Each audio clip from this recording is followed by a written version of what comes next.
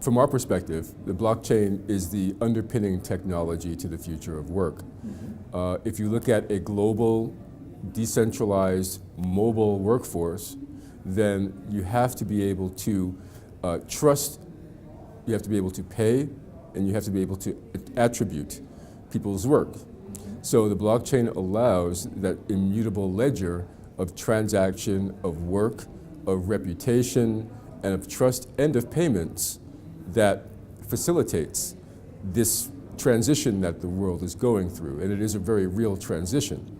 I think that every corporation on earth, and even every startup on earth, understands that the future of work is decentralized, or holonic, as we like to say. And so you need a technology and a payment system that's going to support that kind of ecosystem. So that's our take on this space.